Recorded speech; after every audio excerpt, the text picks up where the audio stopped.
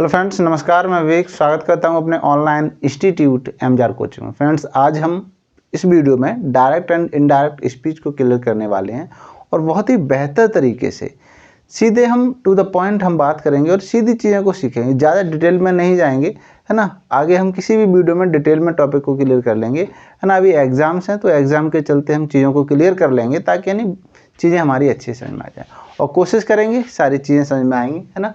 तो हम यहाँ पर सबसे पहले टॉपिक लिखेंगे डायरेक्ट, ठीक है, एंड इनडायरेक्ट स्पीच, ठीक है भाई।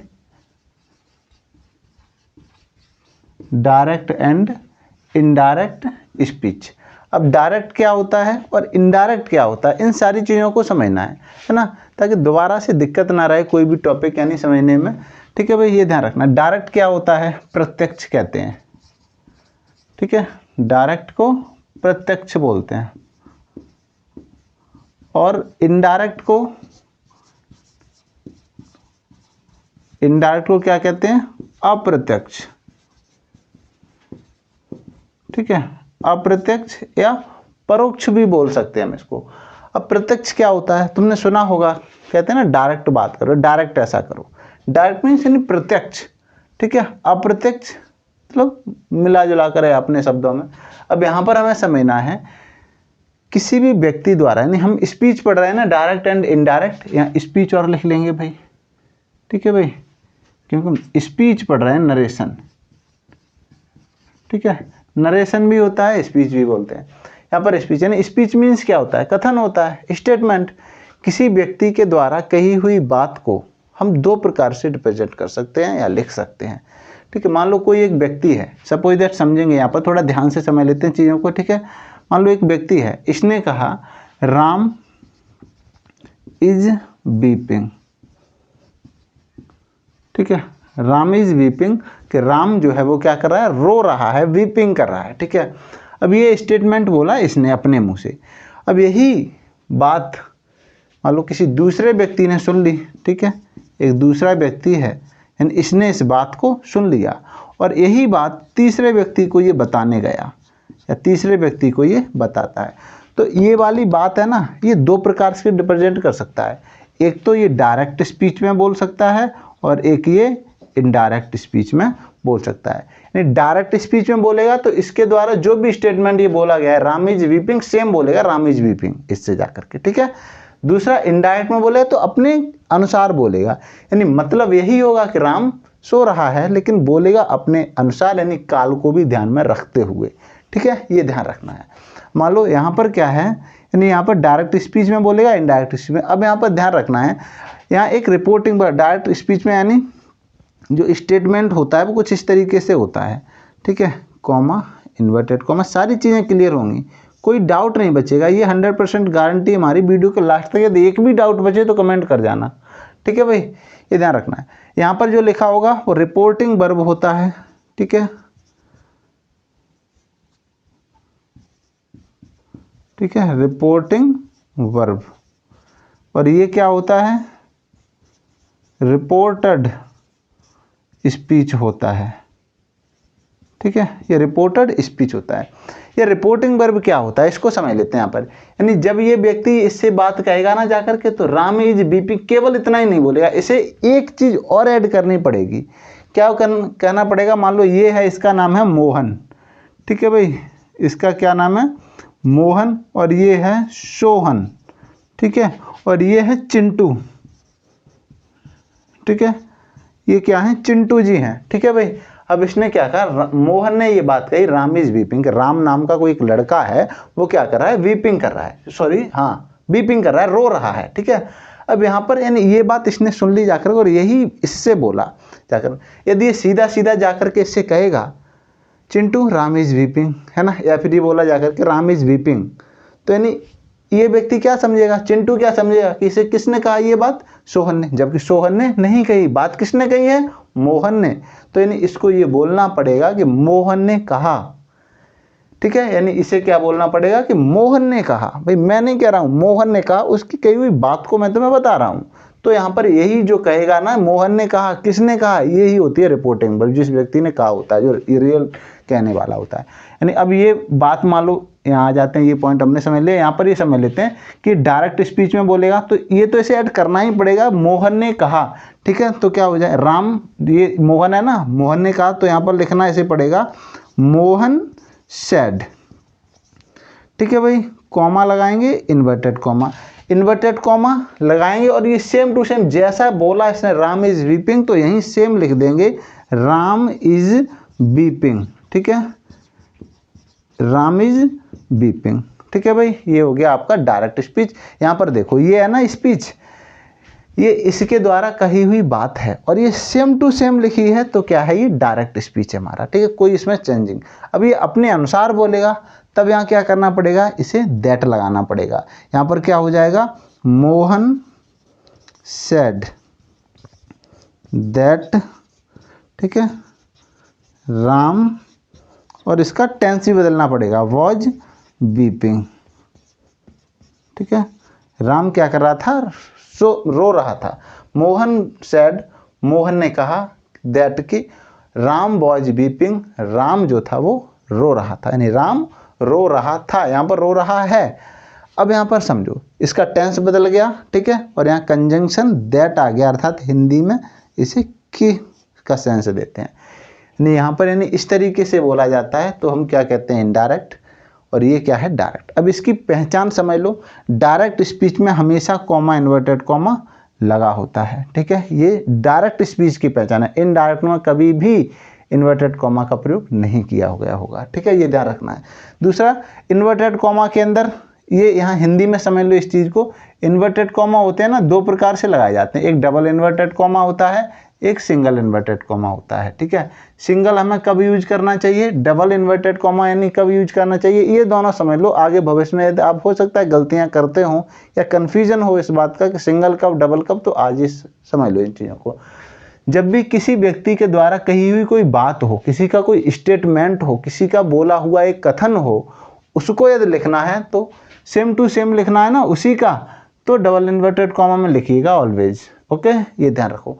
जब कोई महत्वपूर्ण चीज़ हो, मान लो कोई लेखक हैं, कबीरदास जी हैं, है ना, उनकी कोई रचना है, तो उनकी रचना यदि लिखनी है तो वो महत्वपूर्ण है, तो उसे सिंगल इन्वर्टेड कॉमा में, और कबीरदास जी के द्वारा कहा हुआ कोई कथन है तो डबल इन्वर्टेड कॉमा में, उनकी रचना वगैरह है, कोई भी इंपॉर्टेंट चीज़ जो भी तुम्हें लगती है उसे सिंगल इन्वर्टेड कॉमा में बंद कर सकते हो, ठीक है। डबल इन्वर्टेड कॉमा बंद नहीं किया, तो डबल इन्वर्टेड कॉमा तब बंद करते हैं उसे, डबल इन्वर्टेड कॉमा में तब लिखते हैं उसे जब किसी के द्वारा कही हुई बात हो, स्टेटमेंट हो, कथन हो, थ्योरी हो, ठीक है, ये ध्यान रखनी है चीज़ें, ओके भाई, ये ध्यान रहेंगे, ठीक है।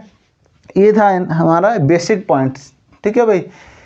अब यहाँ पर डायरेक्ट स्पीच में हम लिख सकते हैं वक्ता द्वारा, ये क्या है, स्पीकर है, इसी ने तो बोला था, यानी स्पीकर द्वारा कही हुई बात को सेम टू सेम लिखना, जैसा इसने बोला सेम टू सेम लिखना डायरेक्ट स्पीच कहलाता है। जैसा यहाँ पर एग्जाम्पल में लिखा हुआ है, Mohan said, comma inverted comma, Ram is weeping, ठीक है।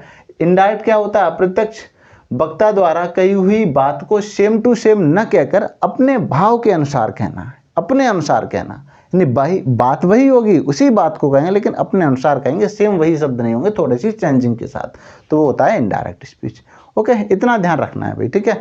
अब हम यहाँ पर समझ लेते हैं कि इसको डायरेक्ट से इनडायरेक्ट में हम चेंज कैसे करते हैं, वो रूल क्या क्या होते हैं, इनको हमें ध्यान में रखना है ताकि गलती ना हो, है ना, एग्जाम में कोई भी गलती नहीं हो। जो भी टॉपिक तुमने पढ़ लिए हैं, ये मान के चलो पढ़ा हुआ गलत ना होना चाहिए। यदि नहीं पढ़ा है कोई टॉपिक और वो क्वेश्चन गलत हो गया तो इतना बुरा नहीं लगता है, कारण क्या है, क्योंकि हमने पढ़ा ही नहीं था उसे, भाई गलत तो होना ही था, है ना, ये था।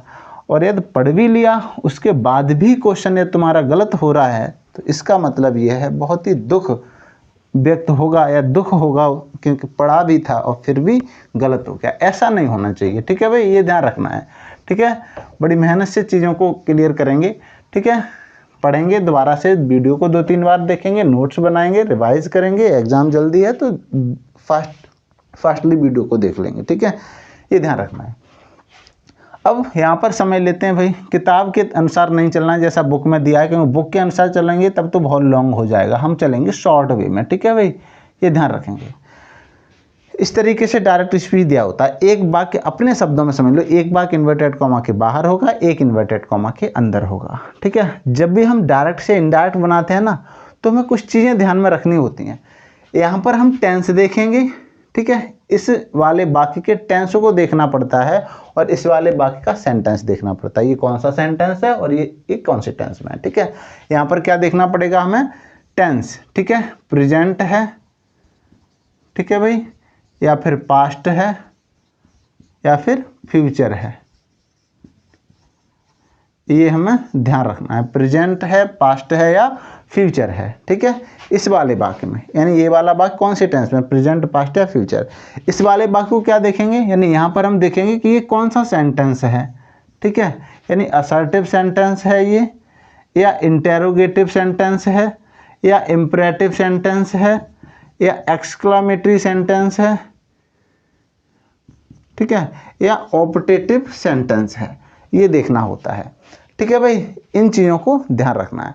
अब यहाँ पर हमारे यानी कहने का मतलब, यदि असर्टिव सेंटेंस दिया है ये वाला वाक्य, ठीक है, तो उसका रूल अलग होगा, यानी इस वाक्य को इनडायरेक्ट अलग तरीके से बनाएंगे। इंटेरोगेटिव होगा तो इसका इनडायरेक्ट अलग तरीके से बनेगा, इंपरेटिव होगा तो अलग तरीके से, एक्सक्लामेटरी, ऑप्टेटिव है तो यानी अलग अलग तरीके से हम इनको बनाते हैं, है ना। तो सबसे पहले तो हम ये समझेंगे कि असर्टिव सेंटेंस जब दिया गया होगा ये वाला वाक्य, ठीक है, ये असर्टिव, इंटेरोगेटिव कैसा भी हो, इससे कोई मायने नहीं रखता है। यहाँ पर हमें केवल देखना है इस वाक्य का टेंस कौन सा है, ठीक है। अभी हम चीज़ें क्लियर कर भी लेंगे, बस डायरेक्ट स्पीच जो चलता है ना, इस वाले वाक्य के ऊपर चलता है, इतना ध्यान रखो, ठीक है, अपने शब्दों में, ठीक है भाई। तो इसको कहते क्या है, इसको दोबारा से रिपीट करेंगे, ठीक है। रिपोर्टिंग, ठीक है, आईएनजी लिख देते हैं शॉर्ट में, रिपोर्टिंग वर्ब, ठीक है, रिपोर्टिंग वर्ब बोलते हैं। और इसको हमने समझा भी दिया था अभी इससे पहले, इसको रिपोर्टेड, ठीक है, ईडी वाला होता है, रिपोर्टेड स्पीच कहते हैं, ठीक है भाई, ये ध्यान रखना। रिपोर्टिंग वर्ब होता है, रिपोर्टेड स्पीच होता है, ठीक है, ये ध्यान रखेंगे।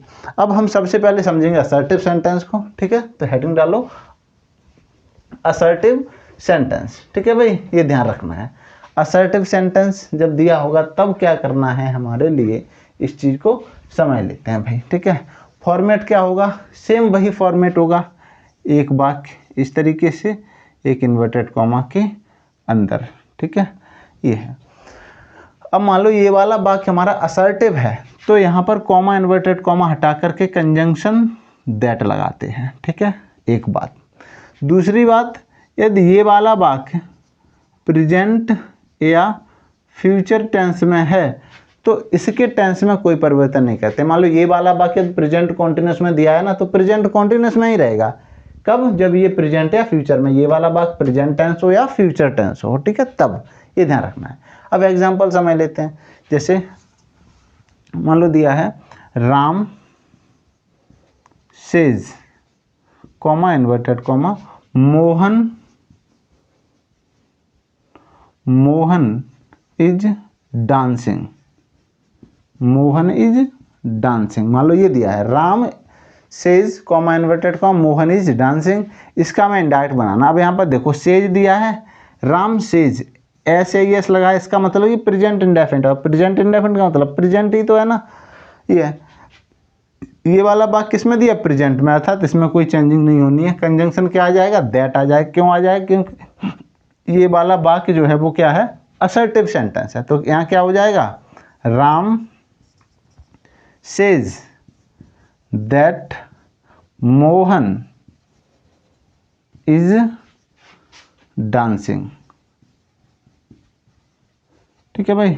अब कुछ और भी चीज़ें होती हैं, ये ध्यान रखना है। डायरेक्ट स्पीच में ये वाला जो लेटर होगा ना, यहाँ पर फर्स्ट लेटर इन्वर्टेड कॉमा के अंदर, वो हमेशा कैपिटल लेटर होगा। लेकिन इनडायरेक्ट में जब यूज करेंगे ना, तो हमेशा इसको स्मॉल कर देंगे। इसको क्या कर देंगे, स्मॉल, आई और प्रॉपर नाउन को छोड़ करके। लेकिन आई और प्रॉपर नाउन याद आएगा तो वो कैपिटल है। मोहन है ना, प्रॉपर नाउन है, तो प्रॉपर नाउन की वजह से एम इसका कैपिटल ही रहेगा। यहीं पर होता वॉइस तो बी स्मॉल हो जाता, ठीक है, ये ध्यान रखना। आई होता आई कैपिटल ही रहता है, अन्य सभी स्मॉल हो जाते हैं। ओके भाई, इतना ध्यान रखना। यानी ये तो होगा, यानी इस तरीके से। अब हमें एक चीज़ और ध्यान रखनी है, चेंजेस जो होते हैं, ठीक है, इतना समझ में आ गया। अब यहाँ पर हम समझेंगे कि जब हम डायरेक्ट से इनडायरेक्ट नाउन बनाते हैं, है ना, ये तुमने इससे पहले कभी ये पढ़े होंगे, डायरेक्ट स्पीच या डायरेक्ट से इनडायरेक्ट में कैसे चेंज करते हैं, तो वहाँ देखा होगा यानी कुछ परिवर्तन किए जाते हैं।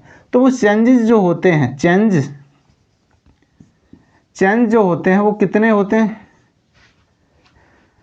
3 प्रकार के चेंज होते हैं। एक होता है टेंस में परिवर्तन, ठीक है।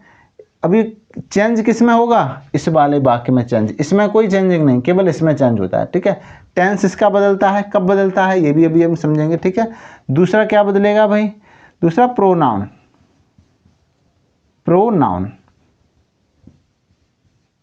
ठीक है, जिसको सर्वनाम बोलते हैं। टेंस और प्रोनाउन चेंज होते हैं। और एक होता है नियरनेसिस वर्ड, इसको हिंदी में कहें तो निकटता सूचक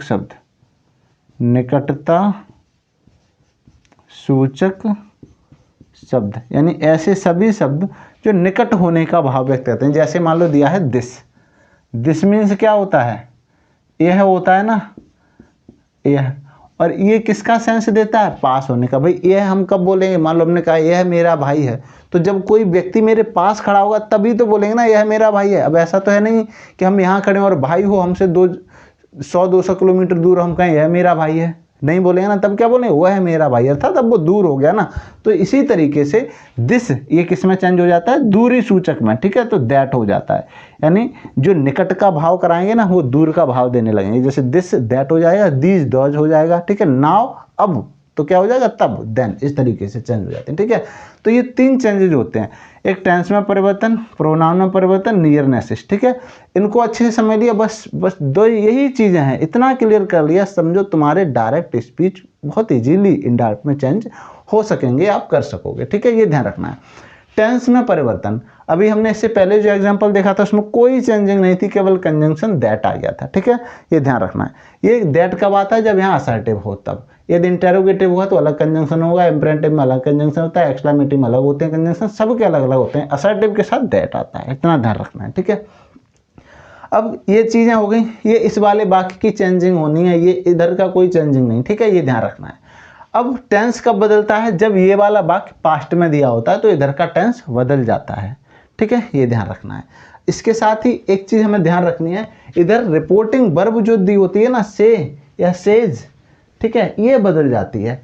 कब बदलती है? जब इसका ऑब्जेक्ट दिया होगा, यानी यहाँ पर कोई एक सब्जेक्ट दिया होगा, ठीक है, यहाँ पर एक वर्ब दी होगी, ठीक है, और यहाँ ऑब्जेक्ट दिया होगा। यदि यहाँ ऑब्जेक्ट दिया है और यहाँ पर वर्ब दी है से, ठीक है, या फिर सेज दी है SAYS, या फिर सैड दिया है, ठीक है, और इसके बाद ऑब्जेक्ट दिया है, तो ये से किस में बदल जाता है? टेल में, सेज टेल्स में, ठीक है, और सैड टोल्ड में, ठीक है। ये से मीन्स होता क्या है? ये होता है कहना, ठीक है, से मीन्स कहना, और टेल मीन्स होता है बताना, ठीक है। ये ध्यान रखना, कहना क्या हो जाता है? बताना हो जाता है, ठीक है। ये ध्यान रखना, इस तरीके से चेंजिंग हो जाती है। अब हम वाक्यों को समझ लेते हैं। जैसे मान लो हमने वाक्य लिखा, she says to me, comma inverted comma, they are running, ठीक है। She says to me, comma inverted comma, they are running, ये क्या है? आपका डायरेक्ट स्पीच है। इसको हमें क्या करना है? इनडायरेक्ट में चेंज करना है। अब इसको हम इनडायरेक्ट में चेंज करेंगे ना, तो ये ध्यान रखो, जब हम इसको इनडायरेक्ट में चेंज करेंगे तो यहाँ पर देखो सेज दिया है, ये सेज आया है, इसके बाद ऑब्जेक्ट और दिया है, तो ये सेज बदल जाएगा, किस में बदल जाएगा? टेल में, ठीक है। और टेल में हम क्या लगा देंगे? एस, क्योंकि इसमें एस लगा तो ये भी टेल्स हो जाएगा। अब यहाँ पर कंजंक्शन क्या आ जाएगा? दैट, ठीक है। तो यहाँ लिखेंगे इनडायरेक्ट, इसका क्या होगा? सी सेज किस में चेंज हो जाएगा? टेल, और यहाँ हो जाएगा टेल्स, ठीक है। ये टू कैंसिल हो जाता है ऑटोमेटिकली, ठीक है। क्यों हो जाता है ये भी हम अभी बताते हैं। यानी यहाँ पर सेज के साथ प्रीपोजिशन आता है टू, बट टेल के साथ कोई प्रीपोजिशन नहीं आता है। लेकिन कुछ एक्स्ट्रा माइंडेड टीचर होते हैं ना, वो तुम्हें ये बताएंगे कि बेटा ये सैड, सेज टू, से टू या सैड टू, ये पूरा चेंज हो जाता है टेल्स में, लेकिन ऐसा नहीं होता है। इस बात को ध्यान रखना है ना। ये से ही केवल टेल्स में चेंज होगा, ठीक है। सेज से टेल में और सैड टोल्ड में। टू जो है इसका रीजन ये होता है कि इसके साथ टू आता है, टेल के साथ टू नहीं आता है। अब इतनी दिक्कत टीचर करते क्या है ना, उन्होंने देखा कि हम यहाँ पर यदि टू विलुप्त करेंगे नहीं, हमने उस मान लो उस टीचर ने, उसी के अनुसार हम चलते हैं थोड़ी देर के लिए। मान लो हमने क्या किया, इसको हमने नहीं बताया इस तरीके से, तो बच्चे के मन में एक डाउट आएगा, है ना। हमने ये कह दिया बेटा से टेल में बदलेगा, फिर बच्चा कहेगा सर ये 2 कहाँ चला गया, तो फिर उसे फिर बताओ कि ये 2 बेटा इसके साथ आता नहीं है ना। तो इतनी झंझट कि हम गलती, मतलब ये बच्चा है यहाँ पर डाउटफुल होगा, वो हमसे पूछेगा, इसलिए सारी झंझट ही खत्म कर दो। बच्चे से कह दो ये से 2 है ना, पूरा चला जाता है टेल में, यानी पूरा चेंज हो जाता है टेल में, ना रहेगा बांस और ना बजेगी बांसुरी, वो वाला हिसाब हो जाएगा। लेकिन ऐसा नहीं है, इस तरीके से चीज़ नहीं समझनी। समझना ये है कि कभी भी भविष्य में जब टेल के बाद ऑब्जेक्ट लिखने की बात आए ना, तो कभी 2 मत लगा देना, 2 लगता नहीं है यहाँ। ओके भाई, ये ध्यान रखना। इसके बाद हम क्या लिखेंगे, मी लिखेंगे, कंजंक्शन क्या लगाएंगे, दैट। ओके भाई, इतना कर लिया। दे आर रनिंग, अब यहाँ देखो आर कौन सा टेंस है, प्रेजेंट कॉन्टिन्यूअस। अब इधर देखो से प्रेजेंट इंडेफिनिट, जब ये प्रेजेंट में हो तो इसके टेंस में कोई चेंजिंग नहीं, सेम रहेगा। ठीक है, तो क्या हो जाएगा, दे आर रनिंग। ठीक है भाई, इस तरीके से यानी हमारा डायरेक्ट से इनडायरेक्ट हो जाता है। ओके भाई, इतना क्लियर किया। अगला हम एक और लिख लेते हैं एग्जाम्पल। जैसे मान लो हमने अगला एग्जाम्पल लिखा, बिमल, अगला लिखेंगे Bimal will say to her, Bimal will say to her comma inverted comma, Raman has done his work. ठीक है, ये आपका डायरेक्ट स्पीच है। इसको इनडायरेक्ट में चेंज करेंगे तो क्या हो जाएगा, यहाँ पर देखो विल आ गया ना, फ्यूचर है, ये फ्यूचर है तो इसके टेंस में कोई चेंजिंग नहीं होनी है, कोई परिवर्तन नहीं होना है। यहाँ पर कंजंक्शन क्या आ जाएगा, दैट। अब यहाँ देखो से के बाद 2 और ऑब्जेक्ट दिया है ना, तो इससे किस में बदल जाएगा, टेल में। ठीक है, तो क्या हो जाएगा इसका इनडायरेक्ट, यहाँ पर लिखेंगे बिमल। ठीक है, बिल तो विल का विल ही रहेगा। ठीक है, से किस में चेंज हो जाएगा, टेल में। ठीक है, टेल, अब 2 चला जाएगा ना इसी के साथ, हर। ठीक है, कंजंक्शन दैट लगा देंगे। ठीक है, यहाँ पर हो जाएगा Ram has done his work. ठीक है भाई, ये हो जाएगा Vimal will tell her that Ram has done his work. ठीक है, इस तरीके से यानी हम यहाँ पर डायरेक्ट से इनडायरेक्ट में चेंज कर सकते हैं। ठीक है भाई, ये हो गया हमारा डायरेक्ट स्पीच। अब यहाँ पर जब यानी ये पास्ट में दिया होगा ना, जब ये वाला वाक्य पास्ट टेंस में दिया होगा, तब इसके टेंस में परिवर्तन क्या क्या किया जाता है, इन चीज़ों को और हम समझ लेते हैं। ठीक है भाई, क्या क्या परिवर्तन होते हैं। यहाँ पर हमने एक फ्यूचर का देख लिया और एक प्रेजेंट का देख लिया है। यानी जब ये वाक्य प्रेजेंट टेंस का होगा तो इसके टेंस में कोई टेंस में कोई चेंजिंग नहीं। ठीक है, जब ये फ्यूचर का होगा तब भी इसके टेंस में कोई चेंजिंग नहीं, सेम टू सेम रहता है। ओके, इतना तो क्लियर हुआ ना। कंजंक्शन दैट आता है असर्टिव में, ये हमने समझ लिया। ठीक है, ये हमने समझ लिया कि से कब बदला जाएगा टेल में, जब इसके साथ ऑब्जेक्ट होगा। यदि ऑब्जेक्ट नहीं है तो फिर नहीं, तो से का से ही रहेगा।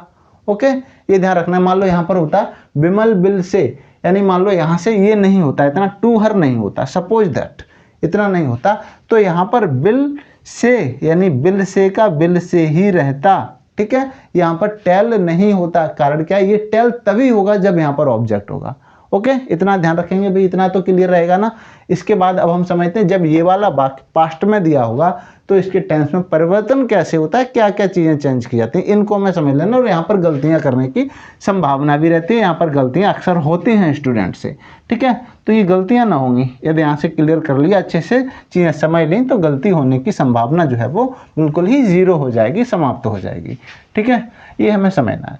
अब यहाँ पर नोट करके लिख लेना यदि लिखना चाहो तो। यदि रिपोर्टिंग वर्ब, ठीक है, क्या होगा, यदि रिपोर्टिंग वर्ब प्रेजेंट यदि रिपोर्टिंग वर्ब पास्ट टेंस में हो, ये रही आपकी रिपोर्टिंग वर्ब, ये कॉमा इन्वर्टेड कॉमा रहा यहाँ पर।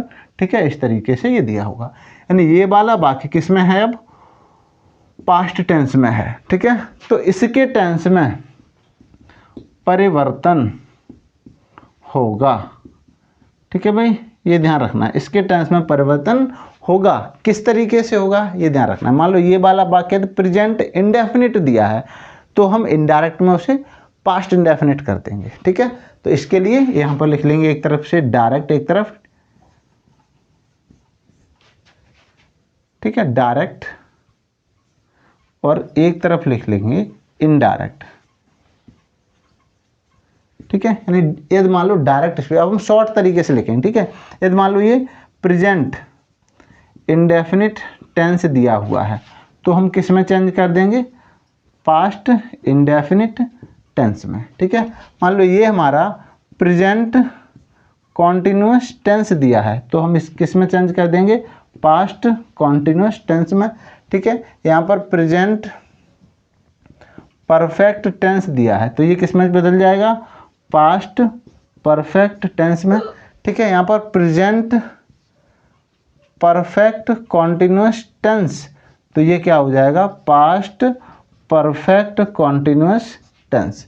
अब यहाँ पर समझो प्रेजेंट इंडेफिनिट में और भी इसे सरल तरीके से समझने के लिए यहाँ पर लिख भी लेते हैं, या तो B1 होगा या B5 होगा, यानी क्रिया की फर्स्ट फॉर्म होगी या फिर क्रिया की फर्स्ट फॉर्म में ऐसे ही एस लगी होगी, ठीक है। या फिर डू या डज यदि दिया है यहाँ पर, ठीक है, डू या डज दिया है तो यहाँ हमें क्या कर देना है, डिड यूज करना है, ठीक है, या फिर वर्ब की सेकंड फॉर्म, ठीक है।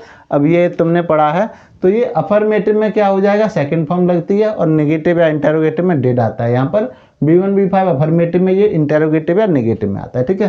प्रेजेंट कॉन्टिन्यूस में क्या होता है भाई, इज, एम, आर, ठीक है, ये हेल्पिंग वर्ब्स होती हैं। इधर क्या हो जाएगा, वॉज या वर हो जाएगा, ठीक है भाई, ये क्लियर करेंगे, ठीक है। प्रेजेंट परफेक्ट में हेल्पिंग वर्ब क्या होती है, हैज, ठीक है, या हैव, हैज या हैव होती है, और पास्ट परफेक्ट में हेल्पिंग वर्ब हैड होती है, ठीक है, तो हैड हो जाएगा। ठीक, प्रेजेंट परफेक्ट कॉन्टिन्यूस में क्या होती है हेल्पिंग वर्ब, हैज बीन, ठीक है, हैज बीन या हैव बीन, ठीक है। यदि यहाँ पर नहीं दिख रहा है ना, हो सकता है नहीं दिख रहा हो तो यहाँ लिख लेना है प्रेजेंट परफेक्ट कॉन्टिन्यूस टेंस, ठीक है। यहाँ पर प्रेजेंट इंडेफिनिट, प्रेजेंट कॉन्टिन्यूस, ठीक है, प्रेजेंट परफेक्ट ये हो गया, प्रेजेंट परफेक्ट यहाँ पर हम लिख देते हैं, मान लो नहीं दिख रहा होगा, हमें कैमरे में दिख नहीं रहा है, दिखाई दे रहा है वीडियो में नहीं, यहाँ पर लिखना है present perfect continuous, present perfect continuous, ठीक है। ये किस में चेंज हो जाएगा, पास्ट परफेक्ट कॉन्टिन्यूस टेंस में।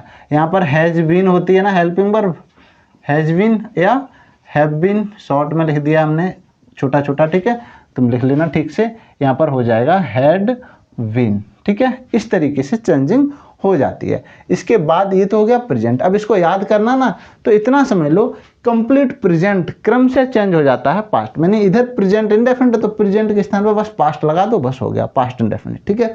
प्रेजेंट कॉन्टिन्यूस है तो क्या होगा, पास्ट कॉन्टिन्यूस, प्रेजेंट परफेक्ट है तो पास्ट परफेक्ट, और प्रेजेंट परफेक्ट कॉन्टिन्यूस तो पास्ट परफेक्ट कॉन्टिन्यूस, ठीक है। इस तरीके से नहीं ये चेंजेस हो जाते हैं।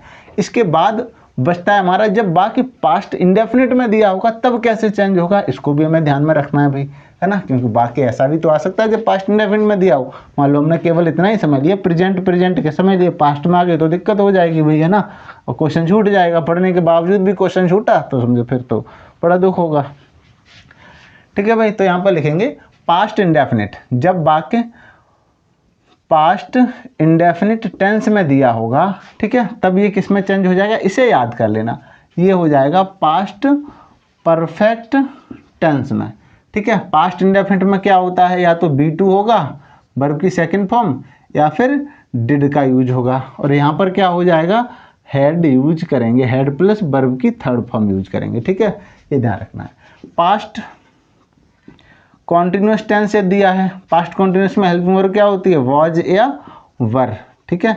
यदि वॉज या वर दिया है तो इसको हम जब पास्ट, इसको इनडायरेक्ट में चेंज करेंगे तो यहाँ हो जाएगा पास्ट परफेक्ट कॉन्टिन्यूस टेंस, और पास्ट परफेक्ट कॉन्टिन्यूस टेंस में हेल्पिंग वर्ब होती है हैड बीन, ठीक है भाई, ये ध्यान रखना है, ओके भाई, ये ध्यान रखना है। पास्ट कॉन्टिन्यूस टेंस, ठीक है, मैंने शॉर्ट में लिख दिया है सी, कॉन्टिन्यूस टेंस वॉज वर होगा तो मैं पास्ट परफेक्ट कॉन्टिन्यूस टेंस यानी हैड बीन कर देना है, ठीक है भाई, ये ध्यान रखेंगे।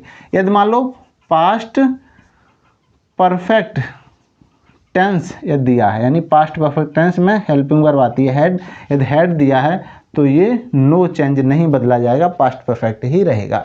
यदि मान लो इसी तरीके से पास्ट परफेक्ट कॉन्टिन्यूस टेंस दिया है, पास्ट परफेक्ट कॉन्टिन्यूस टेंस में हेल्पिंग वर्ब क्या होती है, हैड बीन, ठीक है।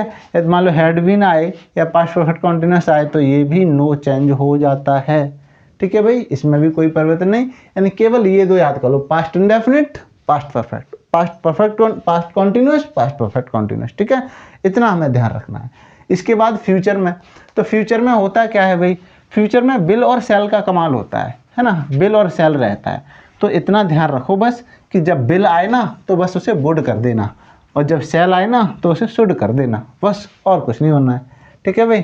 जैसे मान लो यदि विल दिया हो तो उसे वुड, ठीक है, जब शैल दिया हो तो इसे शुड, ठीक है, इस तरीके से। अब मान लो आए विल भी फ्यूचर कॉन्टिन्यूस तो क्या हो जाएगा, वुड भी हो जाएगा, यदि शैल भी है तो शुड भी हो जाएगा। विल हैव आए तो वुड भी, वुड हैव, और शैल हैव आए तो शुड हैव। अब विल हैव बीन आए तो वुड हैव बीन कर दो, ठीक है भाई, ये हो जाएगा, कोई नॉर्मल है, ठीक है। और तो सेम चीज़ें वही रहेंगी, ठीक है, विल का वुड और शैल का शुड, ठीक है। अब मान लो मॉडल वर्ब आ जाए कैन, तो कैन का कुड हो जाता है, ठीक है। मे आएगा जब तो मे का माइट, ठीक है, मे का माइट हो जाएगा, ठीक है। कैन कुड, ठीक है, यदि कुड दिया हो तो कुड का कुड ही रहेगा, कोई चेंजिंग नहीं, ठीक है। माइट का माइट रहता है। मस्ट, MUST, मस्ट का मस्ट ही रहेगा, ठीक है, ठीक है। Can could may might shall should, ठीक है। मस्ट आउट टू रहता है, ठीक है। यूज्ड टू ही रहेगा। इन चीज़ों को ध्यान रखना है। अब इसका हम एग्जाम्पल समझ लेते हैं, ठीक है। मान लो किस तरीके से, ठीक है, यानी वाक्य दिया होगा और हमें कैसे चेंज करना है, ठीक है। अब मान लो देख लेते हैं यहाँ पर, जैसे हमने एक डायरेक्ट स्पीच लिखा, ठीक है, Radha said to, Radha said to me, comma inverted comma, Suman, Suman is cooking food, Suman is cooking food. इस वाक्य को हमें क्या करना है, इनडायरेक्ट में चेंज करना है। अब इनडायरेक्ट में चेंज करें, यहाँ पर देखो सैड आया है अर्थात पास्ट इंडेफिनिट है, पास्ट इंडेफिनिट है अर्थात पास्ट टेंस है, तो इसके टेंस में परिवर्तन होना है। सैड भी बदल जाएगा टोल्ड में, क्योंकि इसके साथ ऑब्जेक्ट आया, तो क्या हो जाएगा इसका इनडायरेक्ट, यहाँ सबसे पहले लिखेंगे राधा, ठीक है, सैड टू के स्थान पर टोल्ड लिखेंगे, फिर मी लिख देंगे, कंजंक्शन दैट लगाएंगे। क्यों लगाएंगे, क्योंकि ये असर्टिव सेंटेंस है।